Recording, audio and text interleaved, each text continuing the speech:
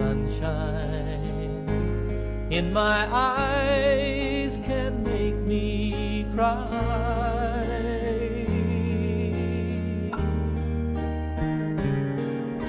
Sunshine on the water.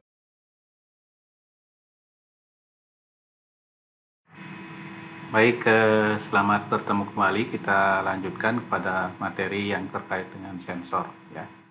Sebagaimana kita sudah pernah pelajari bersama bahwa sensor itu merekam dari pantulan dan juga merekam dari hasil emisi, ya, dari energi elektromagnetik yang dipantulkan dari permukaan bumi atau permukaan objek maupun yang diemisikan oleh objek itu secara langsung, ya.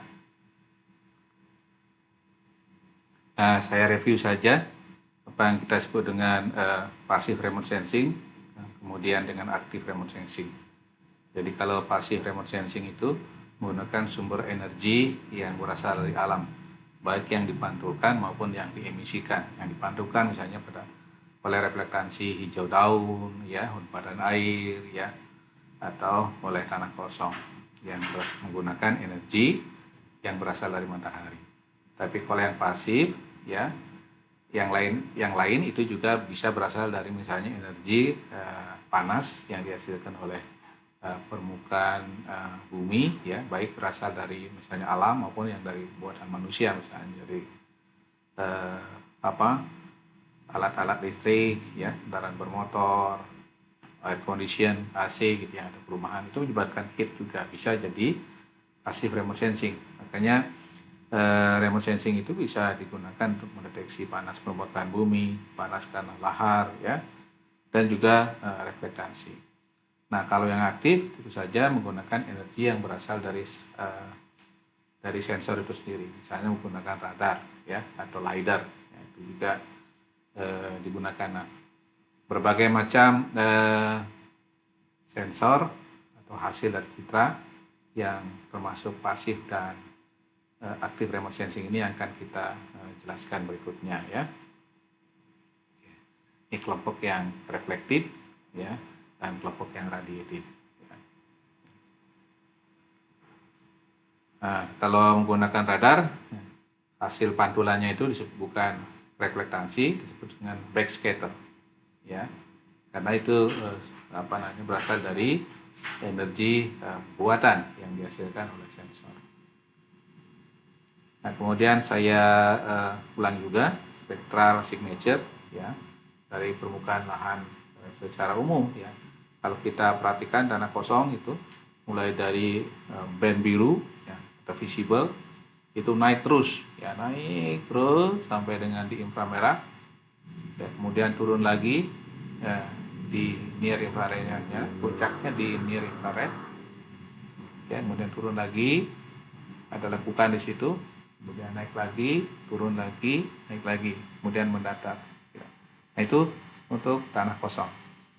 Kalau kita vegetasi beda lagi, vegetasi sangat mudah mempelajarinya, mengingatnya itu mirip pemandangan gunung, ya, dari blue naik, kemudian di green, puncaknya turun lagi di merah, kemudian drastis naik di near inframerah, ya, yang berupa gunung datar ini, kemudian di middle infrared itu turun lagi, terus naik lagi, turun lagi, naik lagi. Nah, lekukan itu sesungguhnya karena serapan dari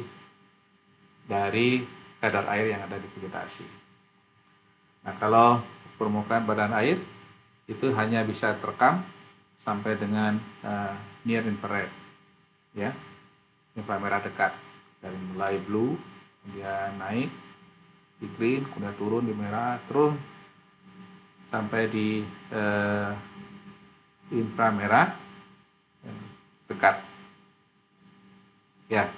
Nah, ini secara umum. Nah, kemudian itulah yang kita jelaskan sebelumnya menjadi band-band, ya. Jadi masing-masing sensor punya palang gelombang tertentu untuk kepentingan tertentu. Misalnya di sini band Landsat, ya, band 1, 2, 3-nya itu masuk di RGB-nya, ya. Kemudian band 4-nya itu ada di near infrared, Kemudian band 5 dan band 7-nya sengaja dibuat di di reflektans yang tinggi, itu band 5, kemudian band 7-nya. Band 6-nya itu ada di thermal infrared, tidak digambarkan di sini ya. Nah, ini bagaimana konsep hubungan antara biomasa dengan vegetasi ya. Ini coba diilustrasikan dari grafik 2 dimensi ini yang menggunakan near dan red. Jadi red di aksisnya, simbol H-nya, near-nya di red. Ini artinya sengaja saya gambarkan vegetasinya miring ini. Jadi kalau vegetasinya naik, maka reflektansi di near-nya naik. Sedangkan jika vegetasinya biomasanya turun, ya, maka di near-nya turun. Tapi sebaliknya, kalau di near-nya, kalau vegetasi itu naik, di red-nya itu kan mendekati ke kiri dia, red-nya turun, ya. Sedangkan jika vegetasinya turun, di red-nya naik. Nah, jadi kenapa kalau kita melihat nanti di citra hitam putih, kalau pada pankromatik atau pada band yang red, maka vegetasi itu akan tampak gelap apabila vegetasinya rendah. Jadi semak belukar itu akan gelap, ya. Sedangkan semakin kebalik ya. Jadi semakin pada vegetasi yang volume biomasanya tinggi, ya, misalnya hutan lebat, itu pasti akan lebih gelap dibandingkan dengan semak belukar yang biomasanya lebih rendah. Nah, ini lihat grafik ini, ya. Kalau vegetasi kalau di red, ya, itu vegetasinya naik volume biomasanya, maka dia akan mendekati ke sumbu, ya, yang Y-nya, ya, sumbu Y-nya, jadi mendekati ke kiri, maka berarti akan lebih gelap. Karena saya gambarkan kalau dengan digital number, titik potong X dan Y-nya itu adalah digital number, brightness value-nya sama dengan 0, sedangkan maksimumnya misalnya kalau 8 bit, itu berarti maksimumnya adalah 255. Demikian juga yang di near ini, ya, kalau 8 bit, titik nolnya sampai dengan puncaknya adalah 255, ya. Nah, beda dengan kalau kita di permukaan tanah yang soil line ini. Jadi kalau di tanah basah itu pasti dia akan tampak gelap hitam putihnya, baik untuk yang di near maupun yang di red, karena kan reflektansinya rendah dua-duanya. Tapi kalau tanah kosong dia akan naik, ya, dry soilnya. Tapi kalau vegetasi, ya, water, badan air selalu ada di bulatan ini yang biru ini, ya, selalu di near-nya dia pada termasuk rendah, sedangkan di red-nya, ya, dia termasuk yang sedang, ya. Jadi variasinya mungkin karena ada pengaruh juga turbidity, ya. Nah, karena pengaruh kalau badan air ini akan ada pengaruh kekeruhan, ada juga pengaruh ganggang tumbuhan laut, maka tumbuhan air, maka ada kemungkinan juga sesungguhnya badan air itu akan tampak mendekati vegetasi, ya. Nah, ini jika dikaitkan dengan klorofil. Nah, ini Anda harus pahami. Itulah konsep di dalam remote sensing. Pahami ini, Anda akan mudah mengingatkan nanti. Ya. Nah, sekarang ini banyak sekali, ya, ada ratusan satelit yang sudah di luar angkasa ini, ya, yang diluncurkan oleh negara-negara maju. Yang paling banyak adalah Amerika, ya. Amerika Serikat itu ada 434, itu udah tahun berapa ini saya kutip, udah 10 tahun, 5 tahun lalu ya saya kutip ini, ya. Tapi sekarang pasti semakin tambah, ya. Kita juga sudah memiliki sekarang yang disebut dengan untuk satelit sumber daya alam, ya, kita sudah punya LISAT.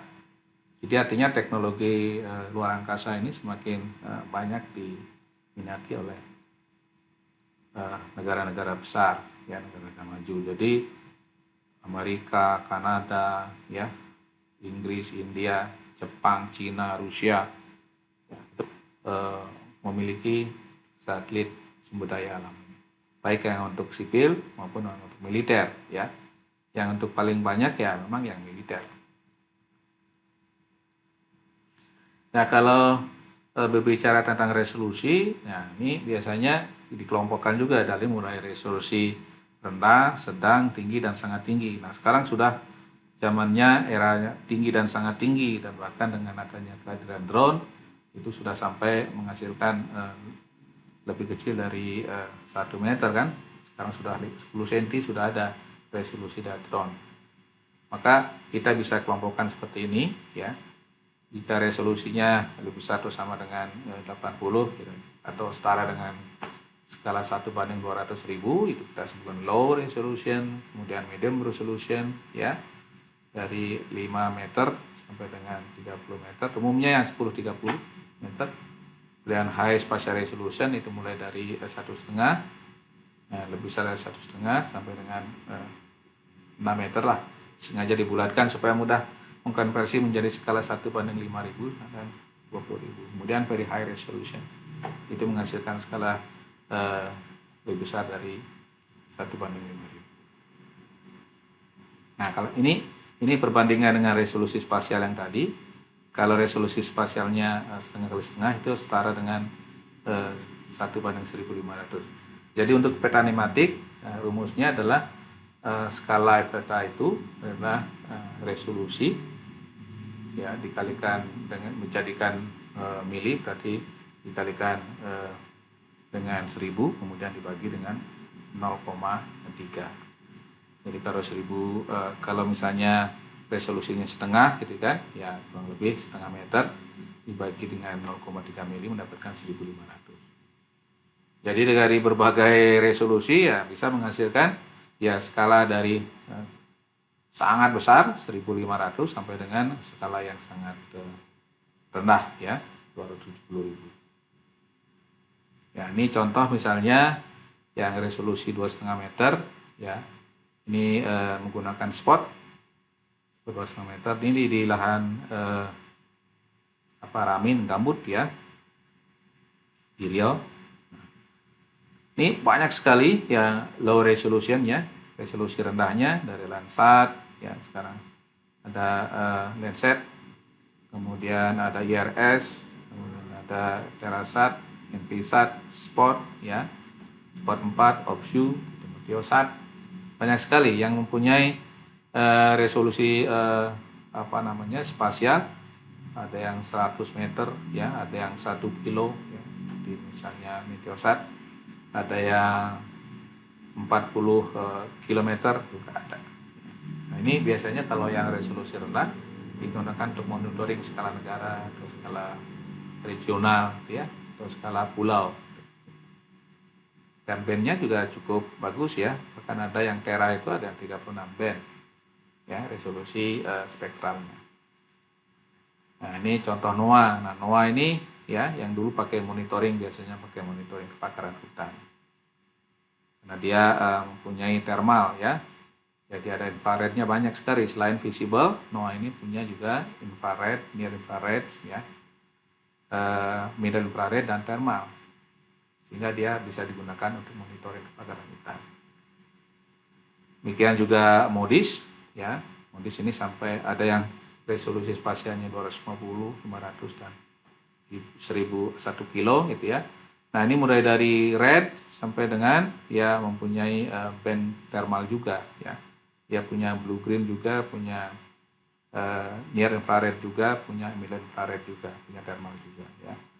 Kemudian medium resolution juga banyak, itu dari Indian Remote Sensing, ALOS, Spot 5, Spot 4 yang resolusinya spasialnya ada yang 10 meter, ada yang 5,8 ya meter.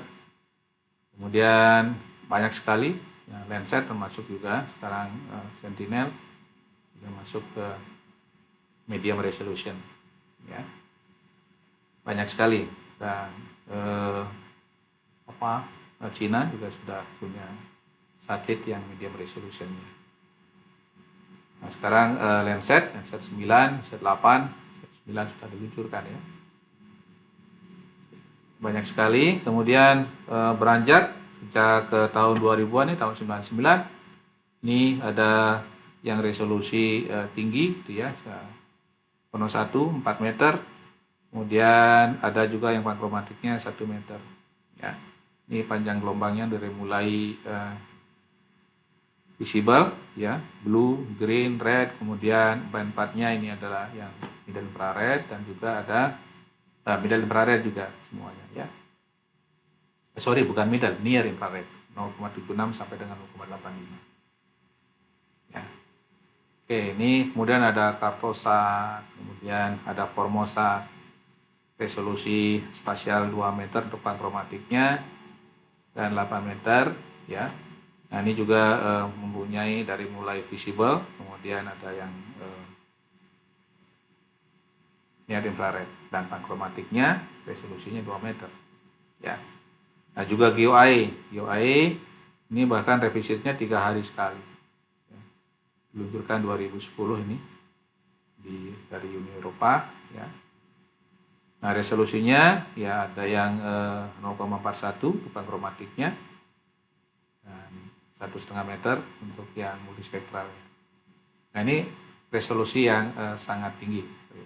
Ini GeoEye ini milik komersial Amerika Serikat, ya, dan konsorsiumnya.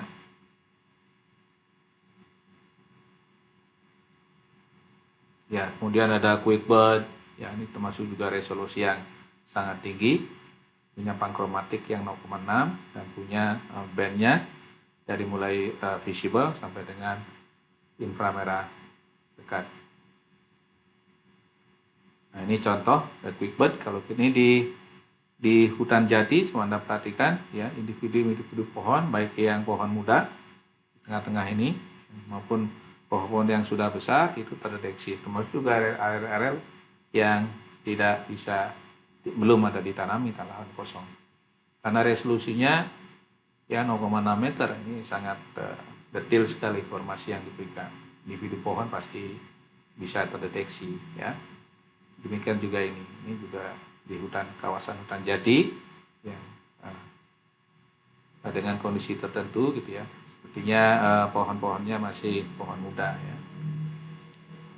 Nah, ini juga ada Rapid Eye yang resolusinya ada berapa di sini? Ini milik Jerman punya, ya. Dari RGB-nya ada bandnya, kemudian ada NIR, ada MIR, ya. Nah, ini contoh dari GeoEye, ya, resolusinya 6,5 meter. Nah, dengan mudah kita bisa mendisplay gitu ya, kalau mendisplay dengan RGB dengan warna alami yang sebelah kiri dan menggunakan band 321, hasilnya seperti itu. Tapi kalau kita ingin mengenhance, ya, tampilan vegetasinya, kita bisa menggunakan kombinasi yang 532, ya. Jadi vegetasi tampak berwarna merah. Ya. Juga vegetasi dengan kombinasi yang lain, kita bisa mendapatkan berbagai macam variasi warna. Ini contoh di Batam, ya. Ini kita gunakan untuk monitoring, ya, kondisi vegetasi di Batam. Ya. Kita lihat ini juga di dalamnya bagaimana kita bisa meng-highlight, ya, vegetasi baik dengan warna yang cerah merah atau yang warna yang hijau, ya, highlight hijau di sini. Ini juga dikatakan. Nah, selanjutnya sekarang ini banyak sekali citra-citra resolusi yang sangat tinggi. Contohnya misalnya Pleiad, ya, kemudian World View, GeoEyes, itu 0,5 meter semua itu resolusi. Kemudian ada Comsat 3, itu ada 0,6 meter, ya. Dan seterusnya, ya, ada opsi sampai dengan yang 1 meter sampai dengan 4 meter juga IKONOS, ya.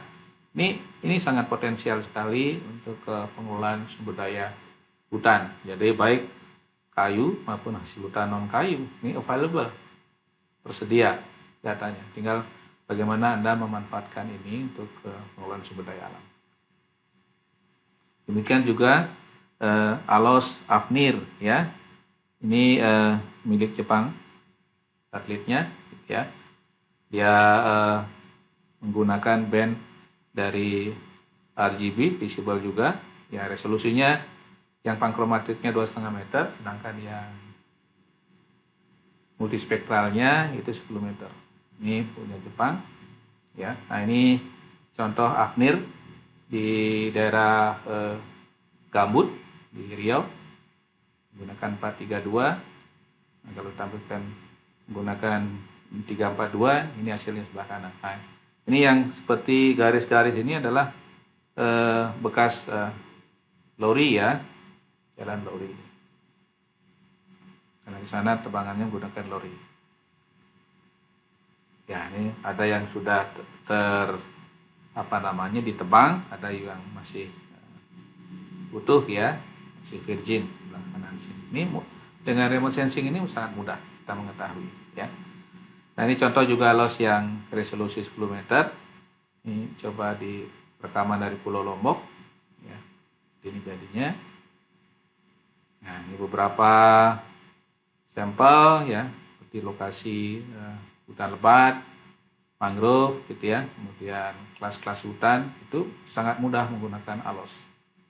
Ya, ini contoh hasil ALOS kalau setelah kita lakukan close up tadi, ya, di mana kita mengetahui forest density biomas yang untuk hutannya menggunakan 10 meter dan juga kondisi tambak ya, yang saya poin di sini 1-2 ini tadi.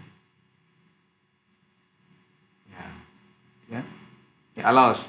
Kemudian juga ada world view ya, dengan resolusi spasialnya 0,5 meter ya.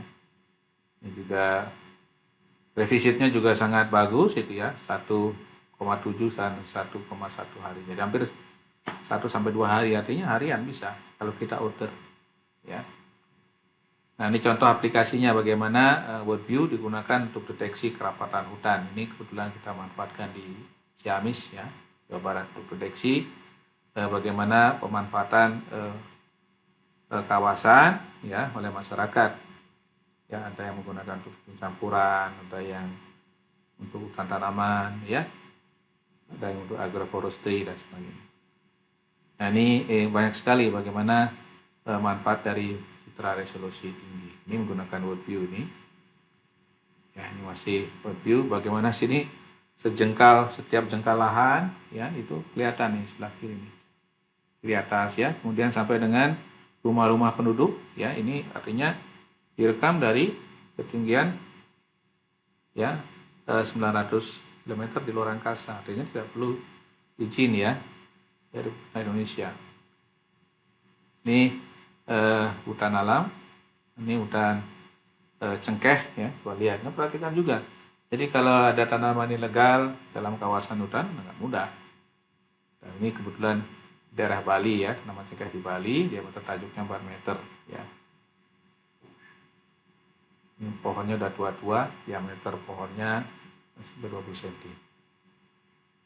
Quickbird ya, demikian juga quickbird ya. Silakan Anda baca, ada GeoEye seperti yang saya katakan tadi, GeoEye yang punya resolusi sampai dengan 0,4 ya, dan 1,65 untuk 0,4 untuk pankromatiknya, 165 untuk multispektral. Dan demikian juga Iconos ya. Nah, jadi sesungguhnya sekarang ini ada sekian banyak kompetisi gitu ya, remote sensing ya, baik yang medium resolution maupun yang high res ya.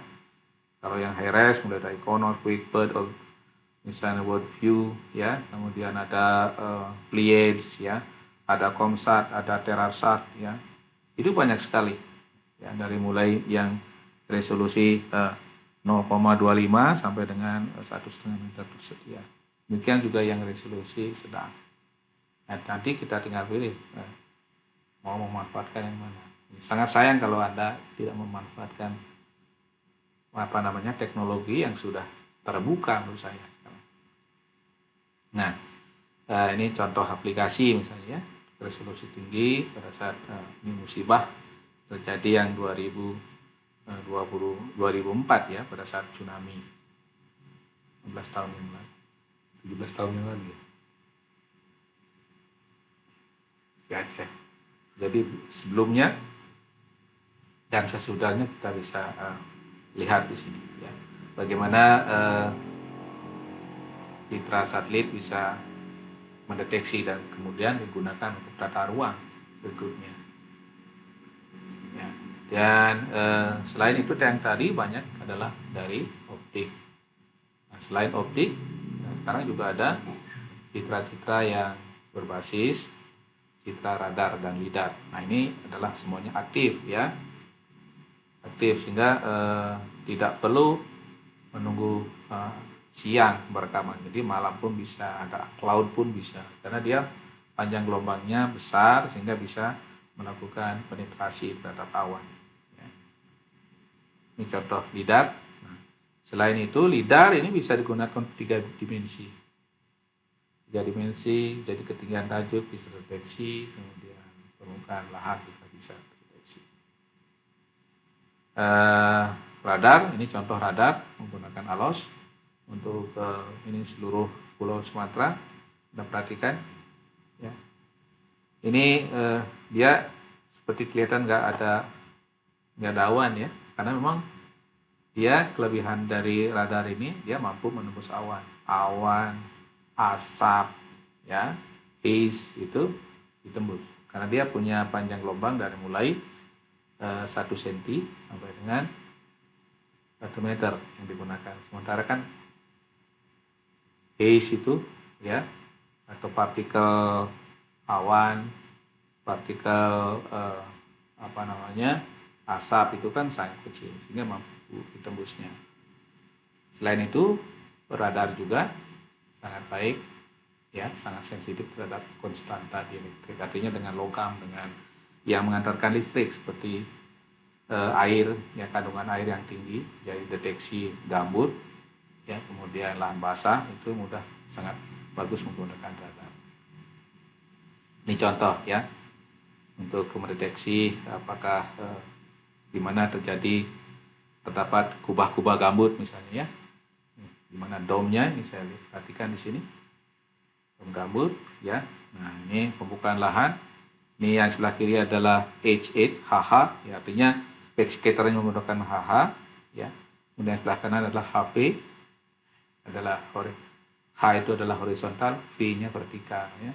Kalau kita buat komposit, coba lihat, Anda perhatikan sebelah kanan, dengan mudah sekali kita mengatakan bahwa yang gelap ini adalah wilayah-wilayah yang memang konstanta elektriknya tinggi ya, ada domnya tinggi. Demikian juga hutan tanaman ya, kan mudah terdeteksi menggunakan radar ya, hutan tanaman di Riau juga ya. Nah, ini coba Anda bandingkan, yang sebelah kiri ini adalah ALOS, sebelah kanan ini adalah menggunakan Landsat. Jadi bisa comparable ya, walaupun yang sebelah kiri ini sedikit lebih resolusinya lebih rendah, tapi resolusi radar itu bisa sampai senti. Ya, hanya saja sayangnya memang kalau radar itu tidak sensitif terhadap klorofil ya. Sehingga kedetilan tentang biomasa masih lebih bagus menggunakan citra optik yang sebelah kanan ya. Ini kebetulan di Bali ya, ini lihat, ini ada bandaranya, detil bandaranya yang di Landsat itu kelihatan, sedangkan yang di ALOS tidak kelihatan. Ini contoh juga di hutan dataran rendah ya, di Kalimantan, yang sebelah kiri ya Landsat, yang sebelah kanan itu adalah ALOS. Ini kondisi lapangan. Ini juga Highland Forest, ini kemudian dibandingkan kondisinya, yang sebelah kanan itu adalah ALOS, yang sebelah kiri itu adalah Landsat.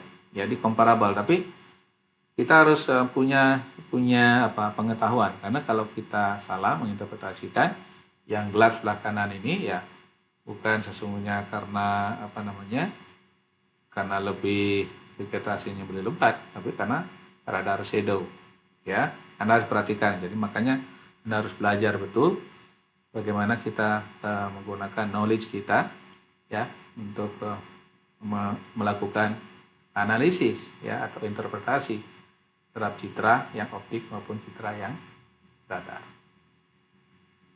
Ya, ini sensor banyak sekali, ini beberapa negara seperti yang saya sebutkan tadi, Amerika, Jepang, India, Cina, ya sudah saling berlomba meluncurkan satelit luar angkasa untuk kepentingan sipil, ya walaupun di awalnya memang tujuannya untuk militer. Ya. Dan bahkan sekarang kan sudah sampai submeter ya tersedia. Nah kalau kita summarize, umumnya untuk inventarisasi hutan ya ada beberapa sumber citra yang bisa dimanfaatkan ya untuk inventarisasi hutan, untuk monitoring deforestasi, degradasi ya. Misalnya inventarisasi hutan, kalau untuk mengukur diameter tajuk, tinggi ya, kelompok jenis ya, itu bisa menggunakan misalnya untuk height, tinggi itu bisa airborne lidar ya, itu bisa. Kemudian terrestrial lidar itu untuk DBH, untuk diameter pohon bisa ya, tinggi juga bisa. Sedangkan untuk tinggi saja misalnya bisa menggunakan radar juga bisa ya. Jadi untuk community monitoring, menggunakan community monitoring, professional forest inventory yang pasti dimanfaatkan ya semuanya ini ya. Inventarisasi hutan. Nah kalau kita lihat kelompoknya deforestasi, kelompoknya deforestasi itu mulai dari resolusi yang sangat rendah ya sudah bisa, sangat rendah, kemudian medium ya, fine apalagi itu bisa dimanfaatkan ya. Demikian juga untuk lahan pertanian ya, misalnya pertanian subsisten, kemudian infrastruktur gitu ya, pengembangan infrastruktur dari mulai resolusi rendah sampai resolusi yang sangat tinggi. Demikian juga untuk degradasi ya, degradasi yang selective logging itu mulai dari yang resolusi rendah, sedang ya, resolusi tinggi itu bisa dimanfaatkan sampai lidar dan SAR juga bisa dimanfaatkan ya. Apalagi yang wildfire, yang kebakaran liar ya, yang tidak disengaja, dari mulai resolusi yang rendah ya sampai dengan radar ini bisa dimanfaatkan. Jadi saya kira demikian, itulah beberapa jenis.